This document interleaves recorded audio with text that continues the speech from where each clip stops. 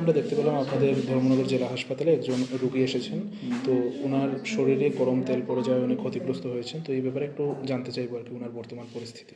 পেশেন্টের দেখেন first degree burning হয়েছে, হ্যাঁ।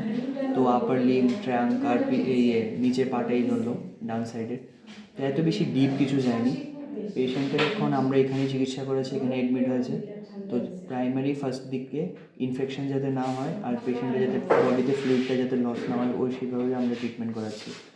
আর কিছু কসমেটিক ডিফর্মিটি থাকবে, আর বেশি ইনফেকশন কিছু হয়নি, আর পেশেন্ট আপাতত সুস্থ হয়ে যাবে। আপনার নামটা এবং? আমার নাম সায়ন সরকার, ডক্টর সায়ন সরকার। ধন্যবাদ। আচ্ছা, মিষ্টি দোকান রে হ্যাঁ হ্যাঁ ও তো চপ ভাজা ওর আর কি। প্রথম 2টা ভাজা হয়েছে, হ্যাঁ, এরপরে দিয়ে 2টা খালি সারা হয়েছে, যেমনি সারা হয়েছে এমন কড়াই চুলা দিয়ে উল্টে পড়ে গেছে। আপনার হাতে লাগছে? হ্যাঁ। তো দম হাত পাও, আর তার তার তো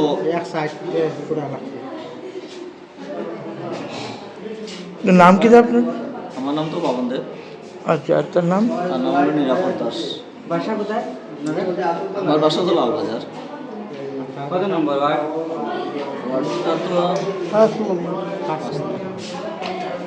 6টা 37 মিনিটে আমাদের কাছে একটা কল আছে, কামেশ্বর নারায়ণ সুইটস এই মিষ্টি দোকানে একটা দুজন লোক, ওনাদের কর্মচারী, ওনাদের যে কারিগর, ওরা মিষ্টি বানানোর সময় কড়াইয়ের মধ্যে গরম তেল ছিল, হঠাৎ করে এই কড়াইটা উল্টে গিয়ে ওদের উপরে গরম তেল পড়ে।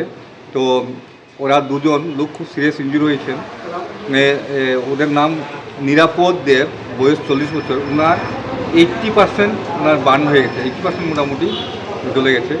তারপর বাপন চন্দ্র দেব, ওনার বয়স 45, ওনার ধরুন না 40% মোটামুটি বার্ন হয়েছে ওনার।